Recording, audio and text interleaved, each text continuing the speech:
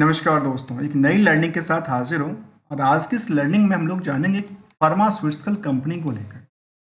जो कंपनी कहते हैं पेनी स्टॉक की कैटेगरी में आता है, बहुत छोटा सा स्टॉक है।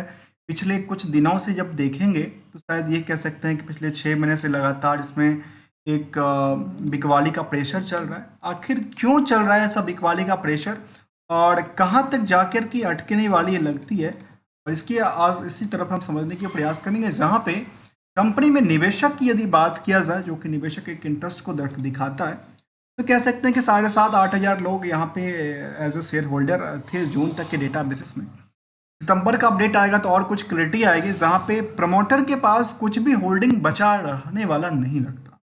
क्योंकि नियरली देखा गया कि पिछले कुछ सालों में इसकी प्रमोटर ने अपनी पोजीशन को धीरे धीरे धीरे करके बेचने के कगार पे है। और या तो हो सकता है प्रमोटर अपनी होल्डिंग को पब्लिक में शिफ्ट कर रही है या फिर अपनी पोजीशन को क्या कर रही है, प्रमोटर्स ग्रुप से निकल के पब्लिक के ग्रुप में घुसती नजर आती है। फिलहाल अभी तक इसमें कुछ ऑपरेटर की बात नहीं किया जा रहा, और जो मार्केट में ऑपरेटर हैं या नहीं, क्योंकि बल्क ट्रेड को ऐसा फिलहाल देखने को तो नज़र नहीं आती है। लेकिन ऐसा देखा गया कि पेनी स्टॉक में ऐसा कुछ होता रहता है, जहाँ पे कुछ बड़े निवेशक की बात किया जाए तो करीब करीब 18% 20% के आसपास होल्डिंग है कंपनी में। तो क्या करती है कंपनी, और कंपनी के एक्सपेक्टेशन तरफ चलेंगे तो कंपनी का नाम है फार्मा आईडीज, जो कि फार्मा स्विट्सकल्स को लेकर के देखा जाए इनके पास काम क्या है।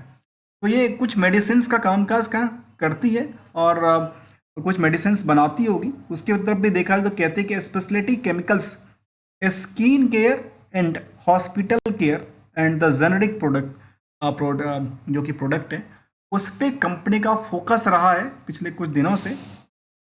जहाँ पे कहती है कि स्पेशलिटी केमिकल हो, स्किन केयर की बात करो, हॉस्पिटल्स केयर प्रोडक्ट को लेकर के। अब हॉस्पिटल केयर प्रोडक्ट में क्या क्या चीज़ें आती है, शायद लिक्विड्स कुछ आती है, जहाँ पे इन्होंने अपनी पिक्चर्स लगा के जेनेरिक मेडिसिन को लेकर के कंपनी का कामकाज है। कंपनी एक छोटा सा कंपनी के तौर पे, या मार्केट कैप कंपनी का केवल 138 करोड़ का है।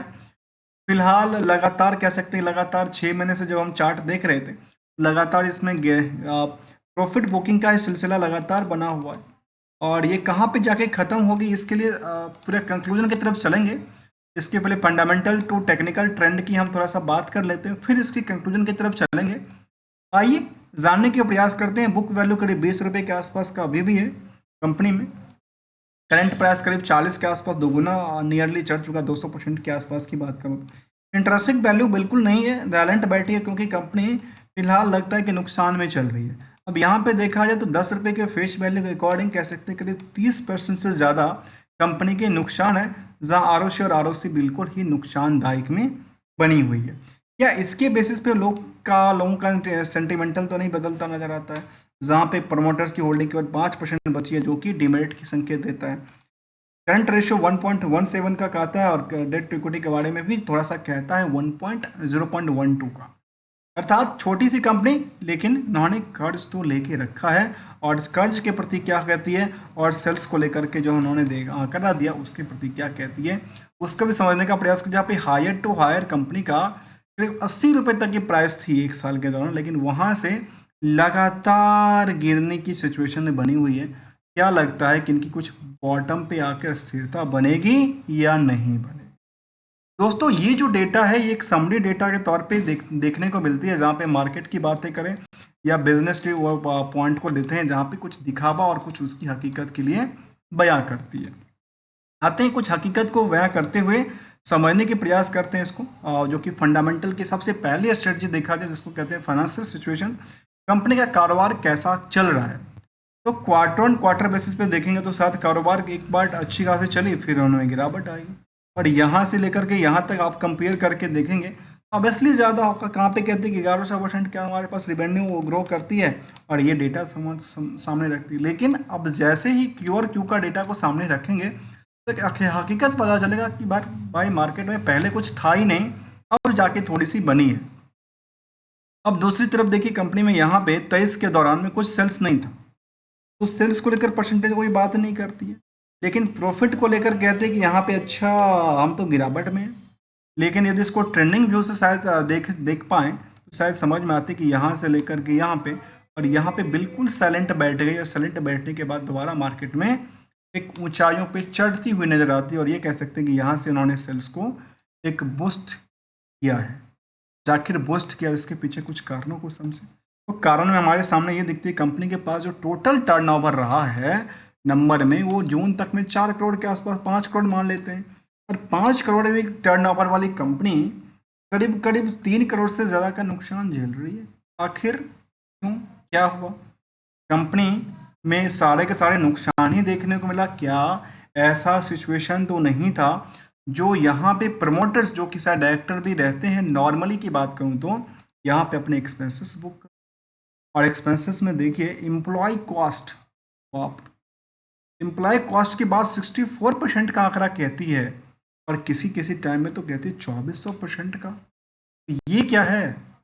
क्या एम्प्लॉय ने फंड को अपने इंजॉयमेंट के लिए यूज करके लेके चली गई क्या? ऐसा कुछ आंकड़ा की बात करें तो, ऐसा कुछ देखने को बात करें तो, जहां फिलहाल यहाँ पे 3 करोड़ से ज़्यादा नुकसान में है। और कई बार सवाल होता है कि अच्छा नुकसान तो है लेकिन आखिर पैसे का भरपाई कहाँ से होता है भाई? भरपाई के लिए तो जो पैसा नहीं है ना, पैसा तो खर्च किया या बुक कर दिया। इसके लिए यदि साल दर साल का डेटा देखें तो शायद समझ में आएगा जो कंपनी के पास जो 2022 में कुछ नहीं था, 4 करोड़ के टर्नओवर के बाद भी, 3% के ऑपरेटिंग प्रॉफिट के बाद भी कंपनी प्रॉफिट नहीं बना पाई, और 23 में आकर के जीरो टर्नओवर पे 8 करोड़ का क्या बनाती है? Expenses book. भाई 10 करोड़ का एक्सपेंसेस बुक करती है ऑलमोस्ट। यहाँ दिखती है। अब यहाँ पे डेटा का कुछ इशू है या नहीं है, मैं इसमें क्लियरिटी नहीं कर सकता। जो रेफरेंस के डाटा हमने लिया वही कहता है, वो कहता है कि भाई 8 करोड़ का नुकसान अपने बुक। फिर आपको उछलना चाहिए, 15 करोड़ के आपने टर्नओवर किया, आपने 28 करोड़ का खर्च कर लिया, और 28 करोड़ के खर्च करने के लिए पैसे कहाँ से आए? 13 करोड़, जबकि आपने 12 करोड़ का नेट लॉस भी बुक कर के लिए। और अभी आज की सिचुएशन में यही क्या, आखिर इनके प्रति हुआ क्या? दोस्तों देखिए, यूटिलाइजेशन के लिए आपके पास फंड होना चाहिए, और फंड के लिए आपको कहाँ से मिलेगा? या तो आप प्रॉफिट बनाएंगे तो आपके पास रिजर्व पड़ा रहेगा, रिजर्व होगा तो क्या बैंक में पड़ा होगा? तो अच्छी बात है। यदि बैंक में पड़ा नहीं है तो फिर क्या होगा? कुछ सेट्स में पड़ा होगा, जो सेट्स में आपने क्रिएट किया होगा। तो यहाँ पे देखा जाए दोस्तों, इनकी क्या हुआ? रिजर्व तो लगातार बढ़ी। इन्होंने क्या किया? इन्होंने अपनी कर्ज भी 9 करोड़ का बढ़ाया, 9 करोड़ के करोड़ को लेकर के इन्होंने फिक्स एसेट्स को काफ़ी डेवलप किया। समझ में आए जो इन्होंने पैसा यहाँ पे लिया उसके बेसिस पे इनके पास फिक्स एसेट्स की तादाद बढ़ी। अब या तो उन्होंने फैक्ट्री लिया, या तो उन्होंने मकान खरीदा, लैंड लिया, क्या किया नहीं किया, ये इनकी डेटा है। ऐसा कुछ बात यदि कहेंगे तो शायद हम आपके सामने कह देंगे अच्छा इन्होंने ज़मीन लिया या इन्होंने बिल्डिंग बना ली। अब सवाल आता है कि इनके पास कुछ और बात करें, कुछ मार्केट में उधार की बात करें, जहाँ पे कंपनी का टोटल टर्नओवर यदि 15 करोड़ कहता है तो कुछ उधार भी है कंपनी को लेकर। कहते हैं हाँ उधार तो है, उधार है, और 2 महीने में पैसा देता है जी। तो 2 महीने में जब पैसा देता है तो जी तो कितना करोड़ देता है? कहती है हमारे पास उधार तो है। उधार कितना है? 2.5 करोड़ का उधार है। 2.5 करोड़ का उधार, तो इसके अकॉर्डिंगली देखा जाए तो शायद बहुत ज़्यादा नहीं है 2.5 करोड़ का उधार। किसके अकॉर्डिंगली? सेल्स के अकॉर्डिंग। लेकिन जैसे ही चर्चा हो जाती है कंपनी में लॉस को लेकर के, समझ में एक बात आती है, समझ में आती है क्या सारे के सारे पैसे एम्प्लॉय इंजॉय कर रहे थे क्या? ऐसा बात कहता हूँ क्योंकि एक तो कंपनी लॉस में है, कंपनी के एक्सपेंसेस दबा के बुक किया, या ऐसा बात तो नहीं जी उन्होंने रॉ मटेरियल लिया लेकिन रॉ मटेरियल खराब हो गया, ऐसा बात कुछ ऐसा आंकड़ा की बात करती है। इसकी कुछ ऑडिट रिपोर्ट यदि मिल जाए तो शायद कुछ देखेंगे, कुछ कंक्लूजन की तरफ पीपीटी को लेकर के। फिलहाल यहाँ पे ऐसा तो बात नहीं करती, लेकिन यहाँ पे एक बात निकल के आती है, और वो बात पता है क्या है? कहती है कंपनी हम एक एक्विजिशन कर रहे हैं, पता है कहाँ पे? चलिए फार्मा आइडियज फार्मास्यूटिकल कंपनी कहती है जो हम क्या करने वाले हैं, कहती है जो स्टेक इन द अनु अनुग्रह केमिकल्स द फॉर्म है, उसमें कहती है कि जो हमारे outcome of the board meeting हुआ, और बोर्ड मीटिंग में जो बोर्ड मीटिंग हुआ, कब का बोर्ड मीटिंग था भाई? बोर्ड मीटिंग हुआ था 17 जनवरी 2023 का। कि इसमें इंटीमेशन दे चुका था, ये कहती। और कहती है जो हमारा जो we would like to inform that the company vide the investment through differences tranches has been now additionally acquired. और कहती है कि हमने एडिशनल एक्वायर करने के प्रयास किया है 1.10% का on the partnership interest, total हो जाएगा इनके पास 55% की। इनके क्या हो रही, इन्वेस्टमेंट बढ़ा रहे हैं, एक्वायर करती जाते हैं किसको, एक पार्टनरशिप फॉर्म को। जहाँ पे एक कंपनी की बात किया जाए, क्या है कंपनी फॉर्म, कहती है पार्टनरशिप फॉर्म है, जहाँ पे इनमें करीब इनके पास उन्होंने इक्विजिशन किया है और इक्विजिशन में इनका करीब 55% की होल्डिंग अब जाके बनी है।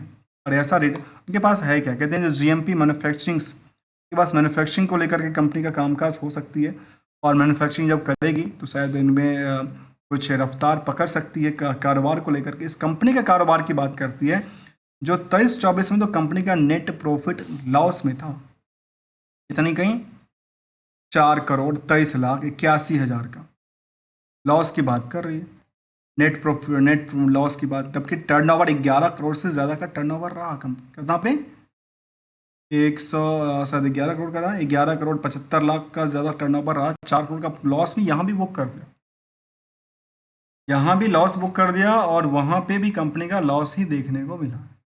ये कुछ डेटा की बात करते हैं। अब मार्केट की रिएक्शन तरफ समझते हैं, ठीक है।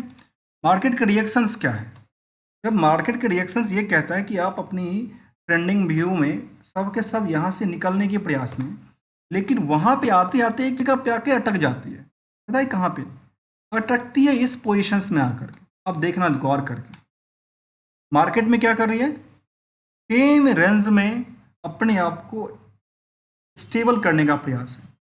अब स्टेबल करने का मतलब दो तरह की चीज़ें, या तो वहाँ से एक लंबी उछाल के लिए तैयार हो रही है, या एक बड़ी गिरावट के लिए तैयार हो रही है। यहाँ पे किस तरह के एक्शन की बात करें तो दोस्तों, देखा जाए यहाँ पे वॉल्यूम लगातार इंक्रीज किया है, और यहाँ भी जो खड़ बेचने वाले थे उन्होंने वॉल्यूम में मार्केट में सेटअप होती नजर आई है। और जहाँ पे पिछले कुछ दिनों से वॉल्यूम में तगड़ी जंप आया, अर्थात मार्केट में ऐसा संकेत देता है तो यहाँ से कुछ बड़ी होने की चांसेस बनती है। अब इनका कुछ और, जब मैन्युफैक्चरिंग प्लांट की बात करेंगे कुछ और लेंगे तो उनकी क्या होगी, सेल्स बढ़ जाएगा, और ऑब्वियसली हो सकता है आगे वाले समय में। अभी फार्मास्यूटिकल में टोरेंट फार्मा, अजंता फार्मा जैसे कंपनी को शामिल करता है, और साल दर साल कंपनी को लेकर के कुछ भी ऐसा आंकड़ा की बात बिल्कुल नहीं करता, चाहे सेल्स को लेकर, प्रॉफिट को लेकर के। स्टॉक प्राइस सीजीआर में थोड़ा सा उछाल बनाती नजर आती है, और रिटर्न इक्विटी के बाद बिल्कुल ही नकारती नजर आती है। ये कुछ डेटा की बात हमने किया। निवेशकों की बात हमने कहा, जहाँ पे बड़ी बड़ी निवेशक बैठे हुए हैं। यहाँ पे जो डिमेरिट की बात की तरफ देखा तो ये मेरिट में कन्वर्ट होती है, इनका डेटा वो तरह से इंप्रूव करती है। इंटरेस्ट कवरेज की बात करती है, होल्डिंग काफ़ी कम है, प्रमोटर के पास बिल्कुल ही बची नहीं है कुछ होल्डिंग्स, ऐसा की बात किया जाता है। इसके अकॉर्डिंगली देखा जाए तो मार्केट की ट्रेंडिंग, और क्या मार्केट को कुछ रिवार्ड भी दिया कंपनी ने, तो रिवार्ड के तौर पे कुछ नहीं दिया अभी तक, लेकिन रिटर्न के तौर पे पिछले 6 महीने में 31% ज़्यादा गिरावट दिया है।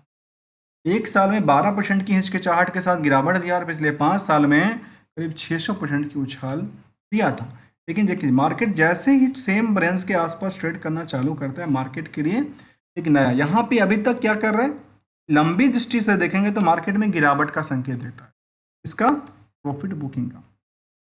लेकिन इसको यदि शॉर्ट टर्म के लिए देखेंगे तो शायद हम इसको 5 दिन के टर्म के लिए देखें, शायद कह सकते हैं कि एक ही रेंज में क्या कर रही है, इनका ट्रेडिंग जोन चल रहा है, या तो इसी रेंज में इनका ट्रेडिंग क्या कर रहा है, बार बार एक ही रेंज में चल रहा है। जबकि एक महीने की चार्ट कहती है तो यहाँ पे जो रेंज था वो नियर अबाउट कह सकते हैं कि सारे रेजिस्टेंस और सपोर्ट के आसपास ही खड़ी मिली है, जहाँ पे 2-3 रेजिस्टेंस और सपोर्ट की चर्चा किया जा सकता है। दोस्तों हमने समझने का प्रयास किया फार्मा आईडीज फार्मास्यूटिकल्स कंपनी को लेकर के। तो मिलते हैं कुछ नई कंपनी के साथ, तब तक के लिए एंजॉय एंड गोल्डन रूल को हमेशा याद रखना चाहिए। और हमारे साइड से किसी भी कंपनी को लेकर के कोई भी ट्रेडिंग्स की बात, ना कोई एडवाइजरी की बात शामिल होने वाली लर्निंग पार्ट कॉन्टेंट बेस से यदि वैल्यू एडिशन मिलता है तो चैनल को सब्सक्राइब, वीडियो को लाइक कर सकते हैं। मिलते हैं, तब तक के लिए thank you so much for joining.